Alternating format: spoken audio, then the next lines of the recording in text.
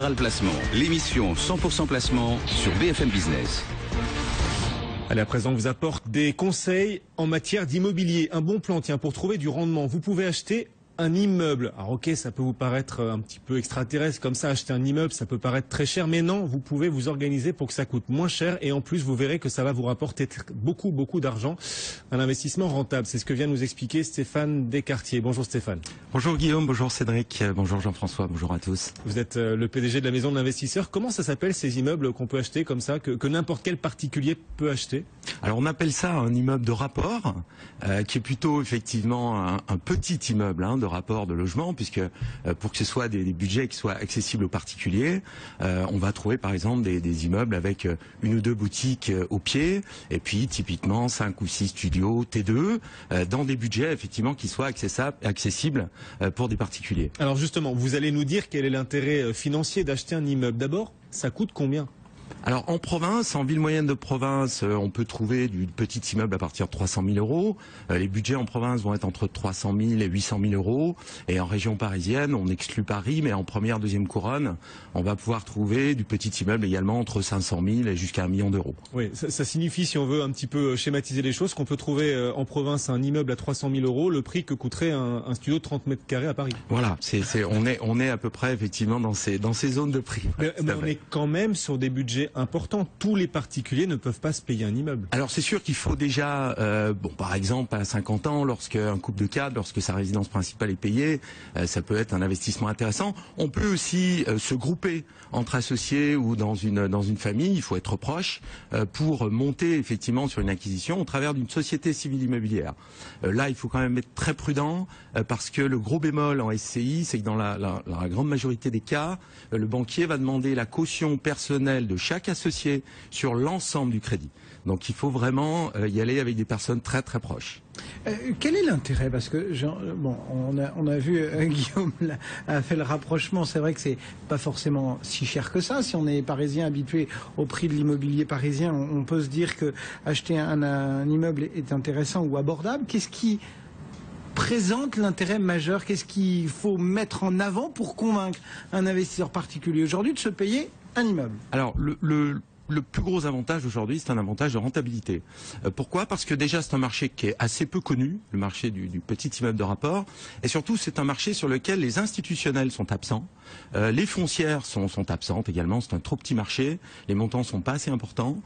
Les marchands de biens aujourd'hui sont peu présents à l'achat, notamment parce qu'ils ont beaucoup de difficultés en termes de financement. Les banques financent très difficilement les professionnels aujourd'hui.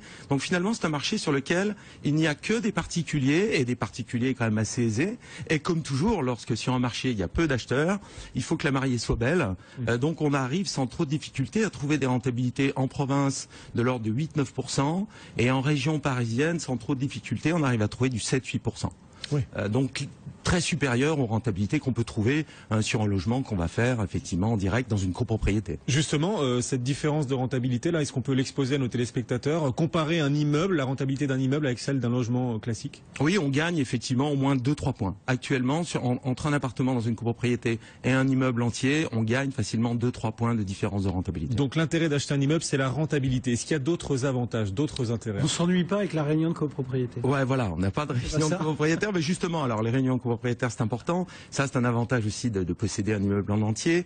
C'est qu'on ne va pas subir des décisions de copropriétaire à un moment où ça nous arrange pas forcément. Lorsqu'une façade va être votée, vous êtes à un moment où vous n'êtes pas forcément particulièrement en fond.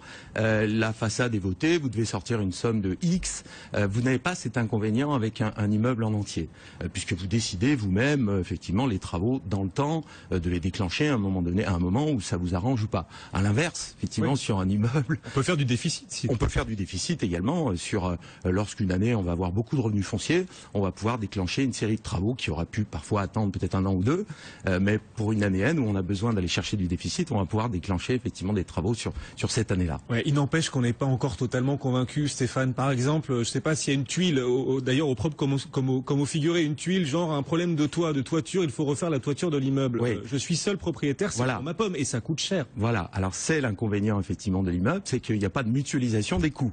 Si vous avez un toit qui est à refaire, vous êtes seul. Là aussi, vous êtes seul à prendre la décision, mais vous êtes seul également à assumer les coûts. Ceci dit, un toit, une toiture, c'est pas à refaire du jour au lendemain.